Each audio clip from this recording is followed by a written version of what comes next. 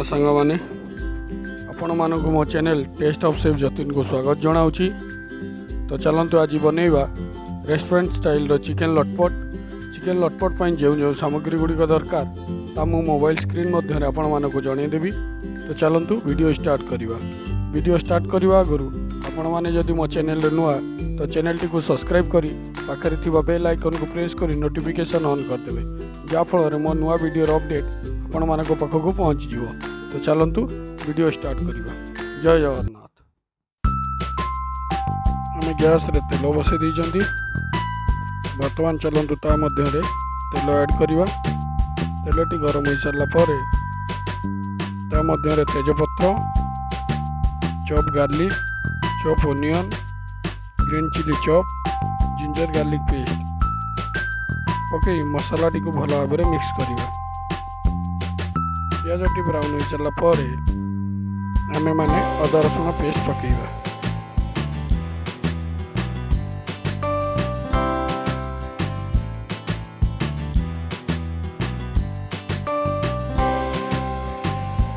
पियाज T brown हो जाइए। चलतु एबे अदा रसुण पेस्ट ऐड कर। अदा रसुण पेस्ट ऐड कर सारा पर मसला टी को भल भाव में मिक्स करदे। तापर किछि चॉप करिथिबा टमाटो ता मध्य ऐड करवा। तापर मसला गुड़िक ऐड करवा जेपरिक लंका गुंड, धनिया गुंड, जीरा गुंड 1 टेबल स्पून, चिकेन मसला, हलदी और स्वाद अनुसार लुण पकई मसला टी को भल भाव में मिक्स करदे। मसला टी मिक्स कला समय अल्प किछि मात्रा रे पानी ऐड करवा जेपरिक मसला टी तले जली न जाऊ। मसला टी आमर मिक्स हो जाइए। चलतु ए पानी ऐड करवा।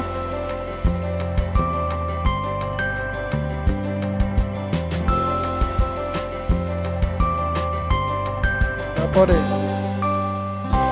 आमे माने रखिथिबा चिकेन गुड़ी को ता मध्य ऐड करी मसला सहित भल भाव में मिक्स करदे। चिकेन गुड़ी को भल भाव में मिक्स हो सारा पर ता मध्य आमे माने पियाज, काजू, मगज पेस्ट 4 कप पकई आउ थरे भल भाव में मिक्स करदे।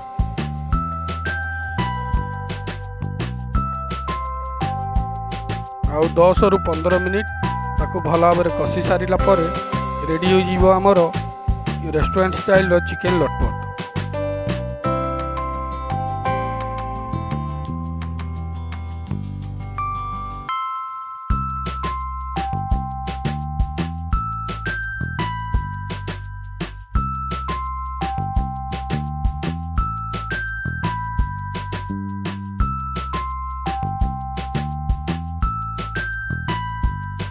देखिपे रेडी हो जाइए आमर चिकेन लटपट।